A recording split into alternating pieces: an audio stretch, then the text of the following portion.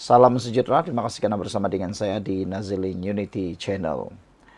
Hari ini ada dua perkara yang terbongkar dan dikongsikan kepada Anda semua. Soalan pertama ialah, apa jawatan terkini Rafizi di dalam Parti PKR yang telah pun disahkan akan mungkin dilantik kepada Rafizi? Yang kedua, apa status terkini peletakan jawatan Rafizi? Dan sebagai bonus kepada Anda semua, apa yang akan berlaku kepada PKR? Tiga perkara itu kita akan ulas di dalam video kali ini. Saudara, Rafizi Ramli mendapat kritikan pedas, kritikan panas di media sosial. Yang aku hairan, Rafizi kalah pun mendapat sokongan penuh. Jadi benarlah kekalahan Rafizi itu kekalahan bermaruah. Walau bagaimanapun, memang sudah jadi lumrah. Dalam satu-satu pertandingan, pertama mesti ada kalah dan mesti ada menang. Kedua, dalam satu-satu pertandingan, sama ada parti politik itu, parti Bersatu kah, PAS kah, UMNO kah, PKR kah, DAP kah, apa-apa parti politik pun, memang pasti juga ada yang kalah. Bila melibatkan pemilihan, memang itu dia yang berlaku. Yang menariknya, dalam pemilihan PKR baru-baru ini, bukan hanya sekadar ahli PKR yang bising atau ahli PKR, pemimpin-pemimpin PKR yang tertarik dalam isu pemilihan itu, tetapi juga melibatkan ahli-ahli parti daripada luar PKR. Yang lebih menarik, mereka lah yang paling bising, mereka lah yang paling seronok menganalisis dan menunggu keputusan Rafizi. Baiklah. Ini kedudukan terkini Rafizi di dalam PKR. Pertama, ada yang menyatakan, ada satu kabar angin mengatakan bahwa Rafizi akan dilantik semula dalam jawatan PKR.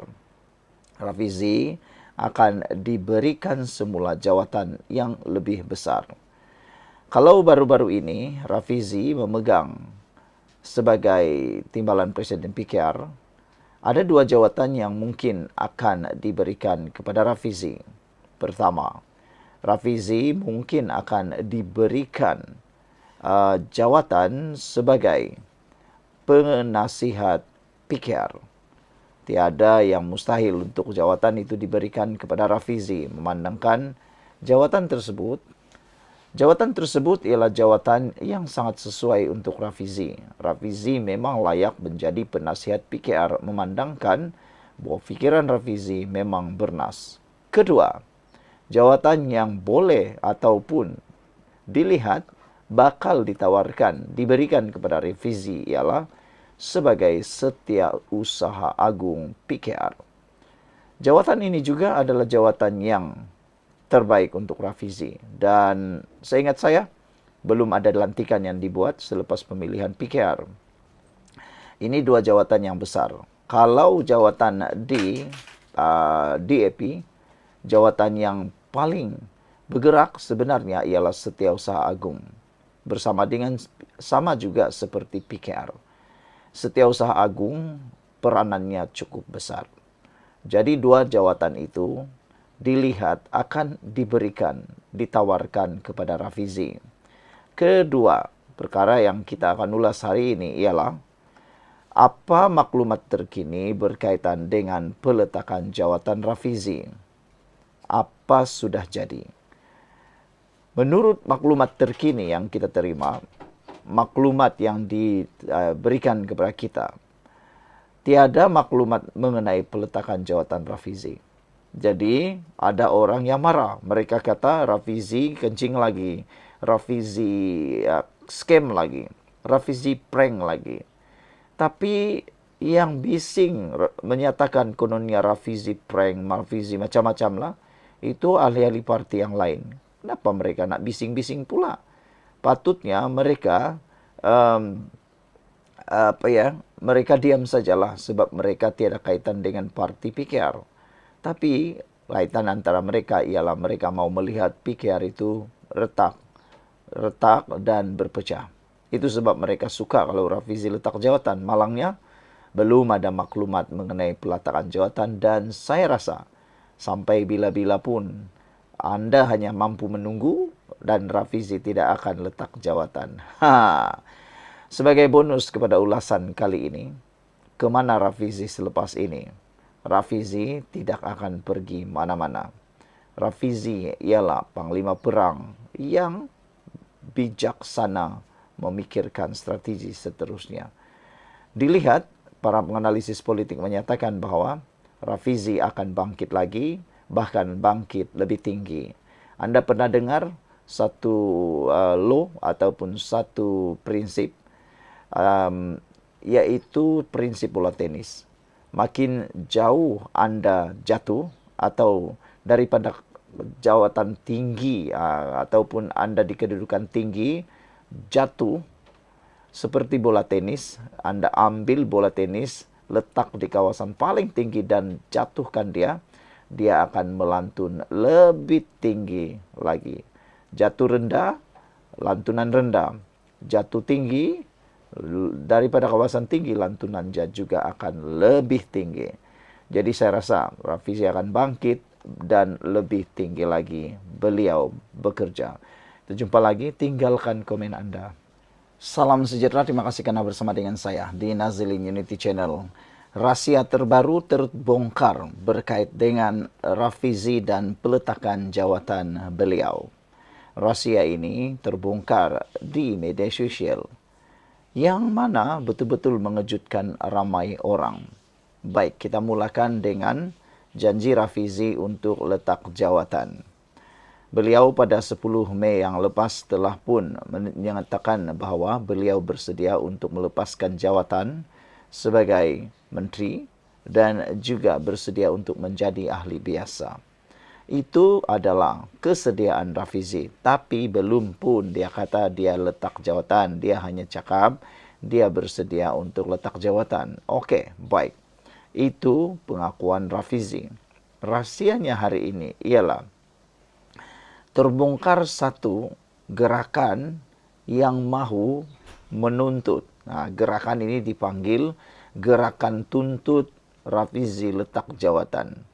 Dan bila disiasat, gerakan ini bukan dianggotai oleh ahli-ahli PKR, tetapi ia dianggotai oleh kem-kem pembangkang ataupun para penyokong pembangkang. Mereka ni giat di dalam media sosial. Tiadalah secara rasmi mereka membuat satu gerakan. Tidak secara rasmi sebenarnya. Mereka hanya berduyun-duyun, berjemaah, menghentam Rafizi, juga menghentam PKR. Sudah kehabisan modal politik, sudah kehabisan cerita politik, sudah kehabisan cara nak tumbangkan kerajaan perpaduan ini. Mereka gunakan apa saja isu, termasuk isu kekalahan Rafizi, sebagai bahan untuk mengucar-kacirkan kepimpinan kerajaan sekarang. Yang mereka mahu ialah kerajaan sekarang kelihatan kucar-kacir. Rahsia itu terbongkar apabila satu tim pengulas politik membuat satu survei. Mereka melihat dalam TikTok, dalam YouTube dan dalam Facebook apakah isu yang paling banyak berlegar berkait dengan Rafizi sekarang. Isu yang paling banyak berlegar dalam ruangan media sosial ialah kononnya mereka menuntut janji Rafizi supaya letak jawatan. Sebenarnya mereka suka kalau Rafizi letak jawatan. Bukannya kerana Rafizi bukan kena janji Rafizi sebenarnya. Mereka hanya suka kalau melihat PKR berpecah.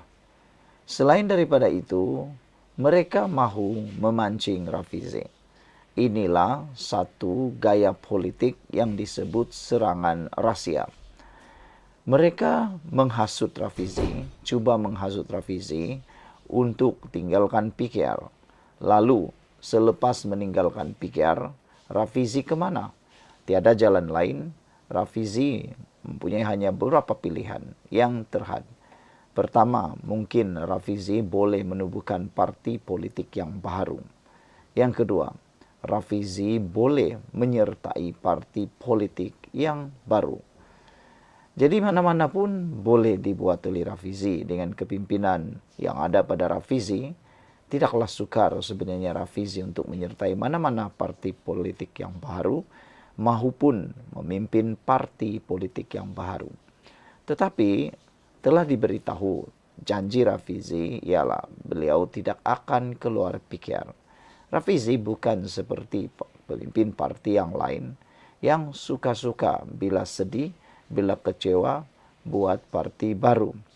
Lagipun nak keluar daripada parti PKR, apakah parti yang sesuai untuk Rafizi? Nak masuk PKR masih juga dalam Pakatan Harapan. Nak masuk parti UMNO jauh panggang dari api. Nak masuk PAS tak tahulah. Mungkin kalau Rafizi masuk PAS boleh jadi satu parti yang entahlah apa nak jadi pun tak faham aku. Sedangkan sebelum ini begitu galaknya mereka mengejek Rafizi. Jadi rahasianya sudah dibongkarkan kepada Anda. Apa pula pendapat kamu semua? Salam sejahtera, terima kasih karena bersama dengan saya di Nazilin Unity Channel. Selepas kekalahan Rafizi Ramli dalam pemilihan PKR, akhirnya ini keputusan terkini yang akan berlaku kepada Rafizi. Menurut laporan ini, PKR akan bermusyawarat membincangkan peranan untuk Rafizi. Sudah semestinya PKR kena bertindak segera. Anwar Ibrahim selaku presiden bersama timbalan presiden yang baru serta semua MPP yang baru, mereka perlu bergerak segera. Mereka perlu menggerakkan langkah segera bagi menambat hati Rafizi dan menambat tim Rafizi sekali lagi. Tidak boleh dinafikan Rafizi merupakan panglima perang PKR yang boleh kata paling legend lah di dalam PKR. Oleh sebab itu, tindakan segera perlu diambil. Bagi beberapa penganalisis politik dan pengulas politik, mereka mencadangkan jawatan yang paling penting sekali untuk Rafizi, paling sesuai sekali untuk Rafizi, ialah jawatan penasihat PKR. Kalau tak silap saya, jawatan penasihat PKR sekarang disandang oleh isteri kepada Perdana Menteri Malaysia, iaitu Wan Azizah. Wan Azizah adalah penasihat kepada PKR. Jadi tiada salahnya jika Anwar Ibrahim ataupun PKR memberikan jawatan penasihat tersebut kepada Rafizi. Memandangkan Rafizi mempunyai buah fikiran dan lebih penting lagi seringkali mempunyai idea-idea yang sangat bernas bagi menegur, bagi membentuk dan bagi memperbaiki mana-mana kekurangan yang berlaku dalam PKR. Keputusan-keputusan PKR yang diumumkan boleh dirujuk kepada Rafizi sebagai penasihat jika beliau dilantik sebagai penasihat PKR. Itulah jawatan yang paling sesuai untuk Rafizi pada masa ini.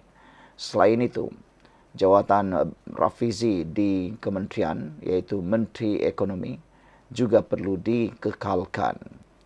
Presiden PKR Anwar Ibrahim telah memanggil barisan kepimpinan baru parti itu untuk bermesyuarat dan menjalankan postmortem terhadap pemilihan minggu lalu, serta membuat keputusan mengenai lantikan jawatan parti. Amiruddin Syari yang mengekalkan jawatan sebagai naib presiden berkata, antara agenda mesyuarat adalah perbincangan mengenai jawatan lantikan untuk Rafizi Ramli yang tewas dalam perebutan kerusi timbalan presiden pada Jumaat lalu. Semoga dia masih boleh menyumbang kerana dia berjanji tidak akan keluar parti, kata beliau. Dia masih mahu menyumbang sebagai ahli, katanya seperti dipetik Free Malaysia Today hari ini. Amiruddin berkata mesyuarat itu akan dibuat pada masa beberapa hari lagi.